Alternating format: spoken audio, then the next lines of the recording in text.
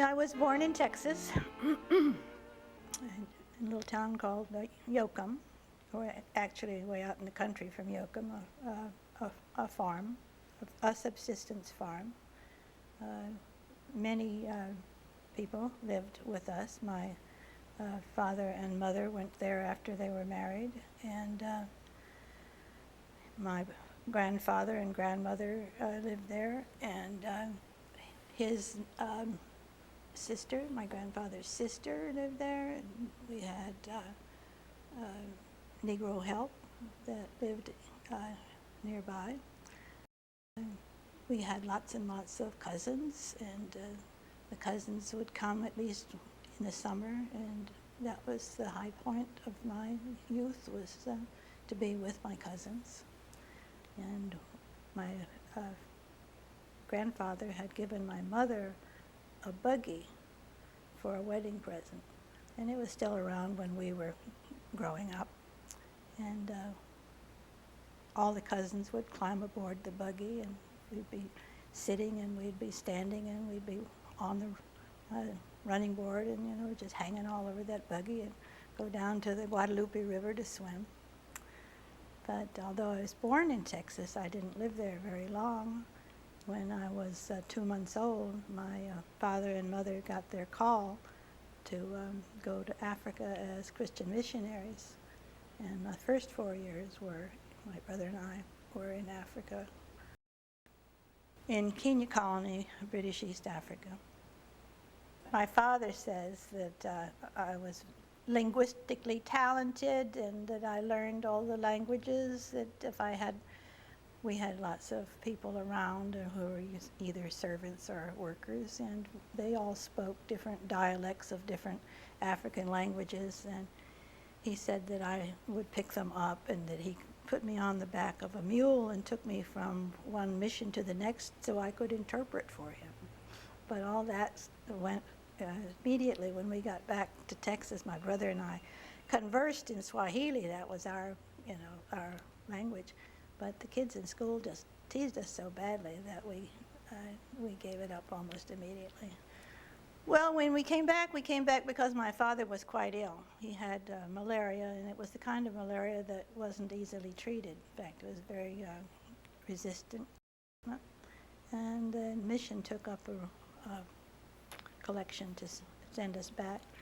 But one of the things that we didn't have was a visa to land in Italy, which was one port of call on our way home. And as we didn't have a visa, and they wouldn't let us come off the ship to continue our voyage. So we traveled back and forth on that boat for some trips, until my mother one day, when she was on the deck, and they weren't watching her, she ran down the gangplank when it was down, and found the American embassy, and the American ambassador came on board, took us off the ship, and put us on an American steamship. And we ended up in New York City in 1929, at the very height of the Depression, when everybody had lost fortunes, and we had nothing. And my mother, being a nurse, was able to go to Bellevue Hospital, where she had taken her training, and she got a job immediately, but they paid you once a month. So my father took us up into the Palisades in New Jersey, above the Hudson River, and built us a shack of cardboards, and we stayed there until she got her first paycheck, and then we went home to Texas. I remember that he was in the Hudson River, and I was on the bank, and he held my hands up, said, "Jump." And I jumped. It was deep, and I went way, way down. And then I bumped up, and he would grab me, so we spent the rest of the afternoon doing that. I couldn't swim, but we bobbed back and forth from Pennsylvania to Texas. The Depression was very deep, and money was very difficult to come by. My Model T Ford with my father built, I think, the first camper that I can ever remember it, on the back. Yeah, it's wood. It was wood, you know. I was in Newtown, Pennsylvania, finishing up high school. I was 17. It's about that time my father, who had been in the Navy in the First World War, re-enlisted. My brother went into the maritime service, and I was pretty well aware of the war. I had written some articles in our high school newspaper about how the French were asking for help, and that we were sending food and medicines, but what they really wanted was guns and ammunition, things to use in the winning back their country. About that time, I was graduating from high school, and I suddenly had an acute appendicitis. And my mother was living in New York City. She was a nurse at Bellevue Hospital. And the people I was staying with while I finished high school put me on a train and took me into New York City. And I went to Bellevue Hospital and had my appendix removed instead of giving the salutatorian address to my high school graduating class. And when I was 18, I married Bill Hill, and he was in the Air Force. He was in air training school. He actually washed out because of a hearing problem, and then he joined the maritime service. So at that point, I had my father, my husband, and my brother all serving in virtually the same part of the services. One of the convoys in which my brother participated, because he was on tankers, was reported lost many times. In fact, two of the tankers were lost. His was not, because it was old and couldn't keep up with the convoy. So the old skipper, who was an old Norwegian, took the tanker up into the ice floes where the German U-boats couldn't come, and managed to get the oil up into Reykjavik. Many years later, my brother, was given a commendation medal by the Russian government for helping to win that part of the war. My husband was on the coastal route in the tankers, and those tankers were just sitting ducks, one after another. The U-boats, there was a greater loss of American life on that coast than almost their place in our war effort. Those efforts were somewhat denigrated by the services because they were not considered part of the armed forces, because they were paid, and paid rather well for those days. My brother wrote a very long article after the war. It was called Easy Money. It talked about how difficult it had been at 18 years of age when he was working, and that it was not easy money. And in recent years, those maritime services and the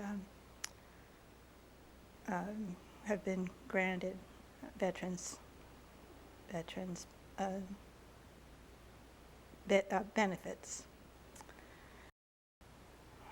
As for myself, when I got out of the hospital, I got a job. I was working at a department store operating an elevator. And I was also going to school at night because I needed some additional credits. So I would walk all over New York City in the dark, going there and coming back, and just recently returned to New York City, and so it's kind of, New York is back on my mind. Yes, I remember Pearl Harbor very well. We had gone to church, and when we came back from church, my boyfriend's mother told us that Pearl Harbor had happened, and then of course we listened to the president's speech, "The Day That Will Live in Infamy." Well, it was more like America first, and let's try to stay out of the war, and we did stay out of it until we were actually attacked. Yeah, we were driving tractors and doing the farming, and because that's what my father did, was farming. We were filling all kinds of jobs. After I got married and my husband was at sea, I worked for Shell Oil Company, and what we did was load tankers for the railroad cars. Those were jobs that were usually done by men, but they were being done by very young women. Well, communications in those days were not anything like they are today. We would be lucky if we got a letter months after it had been mailed. In fact, the first we knew that my brother was even alive was when he turned back up in New York City Harbor. Well, it split our family completely. You know, my mother was nursing in New York City, and I was finishing up high school, living with friends, and my brother went off to war even before he graduated from high school, and so it fragmented our family. They very quickly got back to normal life and went into businesses and began farming and building houses. I don't think that I could be considered terribly involved. I was living my own life, trying to get an education, trying to get a good start in life.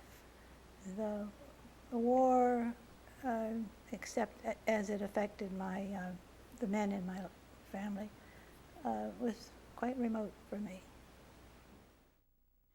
Yeah, living with my grandparents until they moved away, and as I said, the family broke up because the men all went away.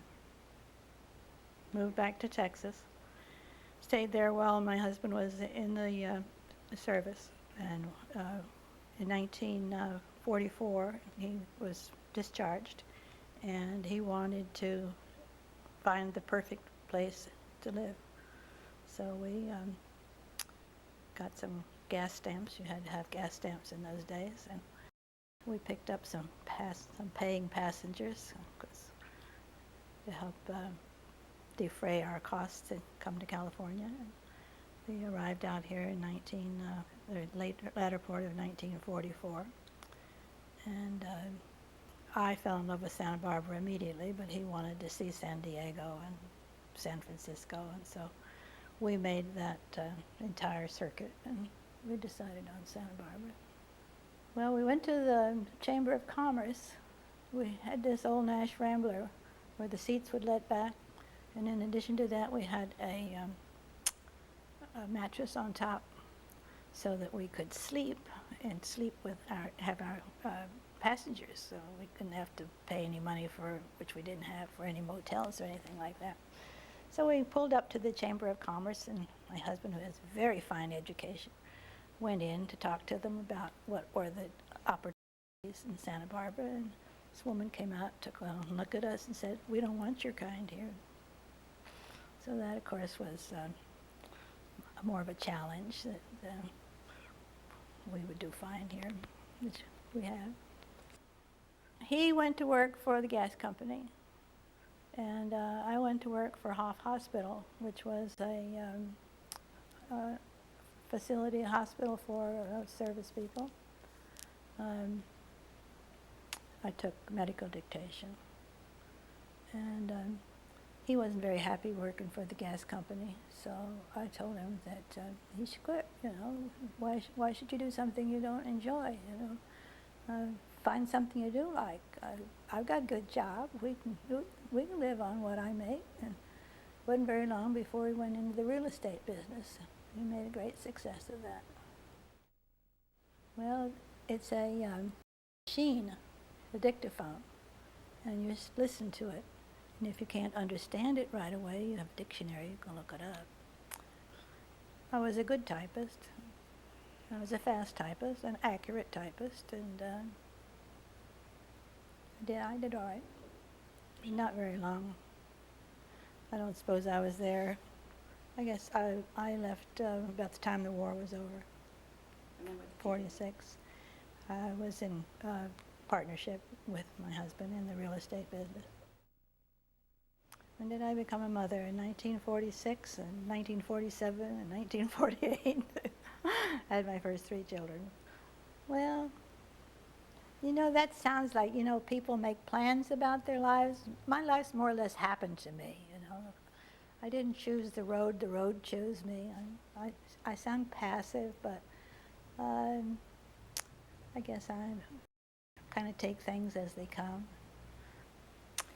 Well, my husband was one of those people who had a great certitude about everything. He knew the exact right thing to wear and read, and for a long time I was pretty much a student of him. And as far as my children are concerned, my chief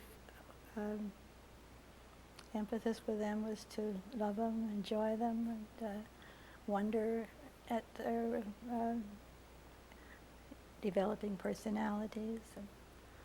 And my family is my life. They're today grown and with their children and their grandchildren, and we would get together on numerous occasions every holiday, and they're my friends, and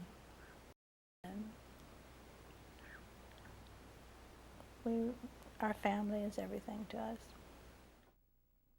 Well, this family that lived in a little village on the sea called Nopolo in Baja California, that we became acquainted with through our yachting, was living what we first thought was an idyllic existence. But as we got to know them better, we discovered that they had no medical care and that they had many medical problems.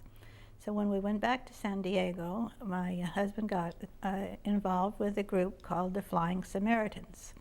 And we had the boat, and we left it in Baja and used that as a sort of center of operations. But the doctors would fly in, and Bill, my husband, would set up a clinic on the beach.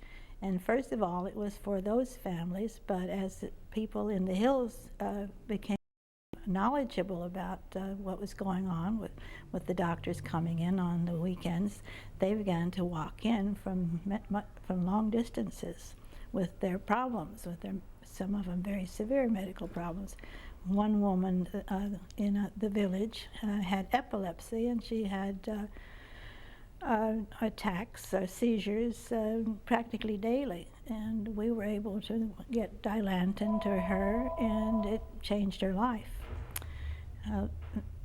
After a number of these trips with the doctors, because of the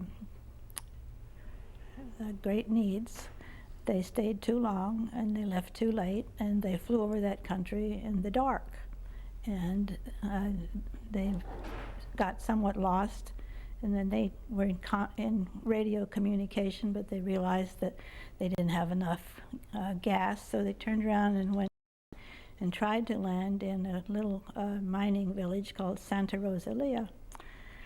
Well, the pilot misjudged the field and crashed the people in the back of the plane, which my husband was one, were killed immediately, and those in the front of the plane were very badly injured and catapulted out onto the field. And the reason, of course, I know this is because I talked to the doctor and his nurse after they were recovered enough. So I asked him, what do you think my husband's last thoughts might have been? Elation that after all that had happened, that they were actually going to land safely. But that's not the way it turned out. Well, I went to get the boat, for one thing. In order to get it, I had to have, the Mexican government would not allow the boat to be returned without an owner on board, which is, you don't want people to be able to steal a boat, so I went and got it and brought it back. And I brought it back with a crew of Mexican fishermen from the village. And it was an adventure. Of course, it was a time of great sorrow. My youngest daughter, Melinda, was the most deeply affected. And long after his death, and long after I was remarried, she would say things like, every time I see you go out the door, I think I may never see you again. My daddy kissed me goodbye one morning, and I never saw him again. Well, my present husband and my former husband were business partners. We all worked together, and we were all good friends. And he'd been divorced for about 13 years. And I'd always admired him. And we fell in love, got married, had a child of our own. My first husband was a very controlling individual. And one of the things that I loved about the man I married was how accepting he was, and how easy he was to get along with, and how capable he was in many ways. I say the difference between a first husband and a second husband is the first husband opens the drawer and says, "Oh my God, where's my pink shirt with purple stripes?" The second husband looks in the drawer and says, "Oh my goodness, this drawer is full of nice clean shirts." I'm much more assertive. I was dominated by my first husband. And for many years, I accepted the domination because, I considered myself a student, learning. But the time came when I felt like I had enough education, and we were, we're not getting along terribly well in the last years of our marriage because I was trying to break free and he was trying to keep control. Well, we were talking about my youngest, Melinda, and how deeply it affected her. And I remember after we'd been married for some time, Elmer and I were getting ready to go away for a weekend. And Melinda almost always had some objection to my leaving her at all. So this particular time, she said, "Are you going?" And I said, "Yes, we're going." And I said, "Is it all right?" She said, "Yes, I'd like to use your bedroom for an overnight with my school friends." So. Then we lived in Hayward when we were first married because he had a business. He was contracting for large Olympic-sized swimming pools. And we were building them all over the state of California. At one time, every high school in California was mandated to have a swimming pool. And that was a pretty good business for quite some time. And then my brother, living in Santa Barbara, told me that he had found my dream home here in Santa Barbara. So we came down to see it, and we bought it. So we lived there for 10 years before we built the house we're living in now. But the difference between my first marriage and my second marriage, I think I've pretty well outlined that. One of subjugation and the second of full partnership. And I don't think there's a woman in the world who would tell you that it's not better to be a partner than to be under someone's domination. Well, I just grew in it. You know, I loved real estate. I still do. Owning, operating, managing real estate, and building a business and leaving a legacy is something that has become very important to me. It's real estate that got me into politics. We had a large piece of ground that we were trying to get rezoned to build a resort residential hotel here in Santa Barbara. We didn't get to build it, but that's another story. However, Don McGilvray, who was the mayor of the city of Santa Barbara, cast the deciding vote that allowed us to get our rezoning. And I said to myself at that time, if he ever runs for higher office, I'm going to help him. And sure enough, he ran for assembly. And so I got into politics to help Don McGilvray. And after that, I became very much involved in Ronald Reagan's campaigns. I was his county chairman for both of his, well, actually, involved in 3 of his campaigns, in 76, the one in 80, and one in 88.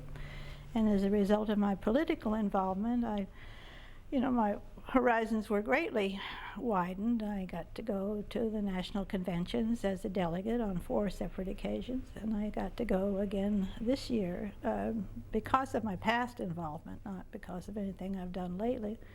But they needed a fill-in for a woman who had been chosen, and rightly so, as a delegate, but she lost her husband, couldn't go. So it was a last-minute thing, and they didn't have time to vet anybody new. And the selection committee knew me, and I had made an application, so they let me go. I had a wonderful time. And as a result of my political involvement, I got an appointment, a presidential appointment, to the National Council on the Handicapped. I spent 9 years on that committee. And our committee, made up of 14 conservative Republicans, wrote the landmark bill now known as the ADA, the American Disability Act. We conducted hearings all over the country because it was our job to advise the president on issues having to do with handicapped people and their diverse needs. And we took in a lot of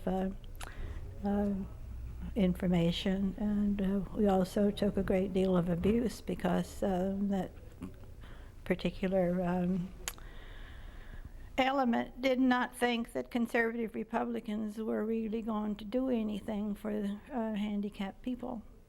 And I don't know whether we were challenged by that or the fact that most of us had some reason to be with the handicap. As you know, I have 2 children who are dwarfs and have met with a lot of challenges in their lives. And I have a daughter who has MS and has become handicapped. So, see, one thing led to the other. The political led to being appointed to the handicap, and then because people knew that I had done these things, I got asked to join boards, different boards. I was on the Cottage Hospital board for some years and on the Rehab Hospital board. And during the time I was on the Rehab Hospital board, we moved from our old facility, which was antiquated, and to our new hospital on Delavina Street. And that's one of the things I'm the proudest of, is involvement with that, getting that beautiful facility up and running, in spite of the fact that many people thought that it was not going to be able to be done, as hospitals are, especially rehab hospitals, are being closed, not open. And it was a worthy thing to have a part in. Well, every member of the board took a year as chair of the board. And I was the only woman on the board, so that made me the first female chairman of a bank board in Santa Barbara, as far as I know. That grew out of my political involvement. I had a good friend who was on the board, who had also been involved with Ronald Reagan, and that was Haskell, and he was one of his jobs on the board was to get new members. He recommended me to be a member. Oh yes, it was intimidating, but I thought if he knew me pretty well, we had worked together, Eldon Haskell, and I thought if he thinks I can do it, I can do it. And I say I learned on the job. What's my pattern is to, I didn't have an education, so either had to work for myself or work for somebody else, and it seemed like better to learn how to work for yourself. Have a work ethic. Well, I have had.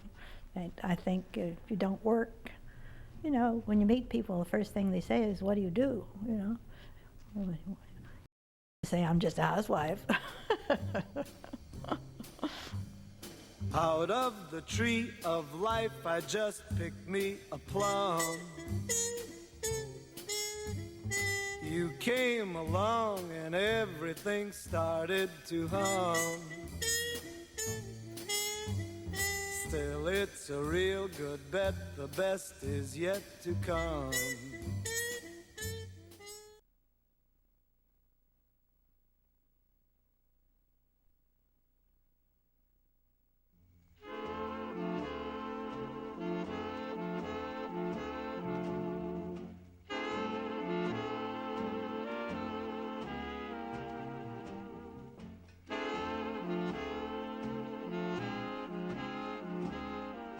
My mom has always been a real champion for me.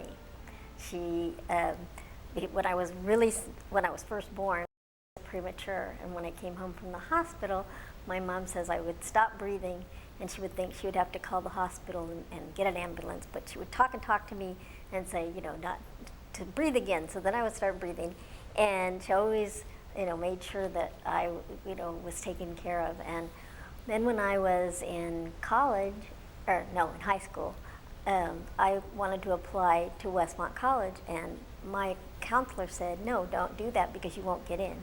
And my mom said, "You apply, you do whatever you want to do, and you can always succeed at whatever you want."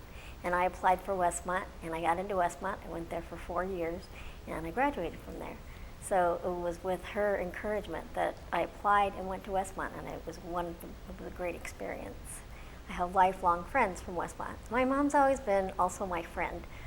Right now, we're both going to the same exercise class. We go to the MS Society and exercise 3 times a week. And we like to go shopping together and go out to lunch and do those kinds of things. And I remember when I was in college, I never learned to type. So all of my papers, she was volunteering for all kinds of places to have time with her, because she was so busy volunteering all over town, including political campaigns and everything. I have to call her to make a lunch plan. But if I needed a paper typed, she typed all my papers when I was in college. So she was really helpful that way too. I've heard stories about, like, during World War II and stuff, when they didn't know where her father was, and they didn't know where her brother was, and they would be worried about them because they were in the Merchant Marines, and that they lived in, I think, New York City. I've always been really small, and people, I've always been teased and stuff, and my mom has always said, whatever it is you think you do, go for it, because you can do it. I was a probation officer for 7 years, and most people look at me like, yeah, right. Well, it was because my mom always said, you can do it. So and never give up. And then when I was like 25, I got MS. And she was always really encouraging to me through that. I had friends who would say, you know, well, how come your mom's not like crying or upset? And I said, that's because she's being tough for me so that I can get through this. Well, never to quit. She's always made me a fighter, not to let people tell me that I can't do anything. And that I can do anything I've set my mind to. And she's always been very welcoming of people. We've never had an empty house. We've either had relatives staying with us or people who needed a place to stay for a while. So that's another thing that she's done. And she's always been really welcoming. My husband had 3 sons, and she is always, matter of fact, she's made comments recently where she's forgotten that they're her step-grandchildren, and because she doesn't think of them that way. She raised 6 kids and has always been there for us, and she taught me how to cook, and she's always, my dad married a widow with 5 children, and I married a widower with 3 children, so I took after her in that way. She's very sweet. One funny story, though, is when she was doing all the volunteering and stuff that she used to do, and she has taken care of my sons, you know, like for 2 or 3 weeks at a time when we would travel. And we said, after they had spent that time with them, I said, well, we're going to go to Grandma and Grandpa's for dinner. And they said, where are we going to go? Because during those times, she was so busy that they would either go out for meals or something would be brought in. And she said, I said, we're going to eat at Grandma's because my mother's a fabulous cook. And my kids said, Grandma cooks?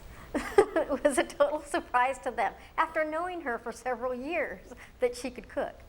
But she's a fabulous cook. Matter of fact, if you say in my household, we're having grandma beans, my kids will come running. And they're adults now, but they love grandma beans. Well, after Mom makes the world's best ham, I mean, she would put honey baked ham out of business if she opened up in Santa Barbara because she makes the most wonderful ham. Well, with the bone, she makes, she gets dried beans and she cooks it all day. And I swear, because she always tells me she's going to show me how to do it so I can learn how to do it right. There's something she puts in there, and it's really simple, but I don't know how I can't do it.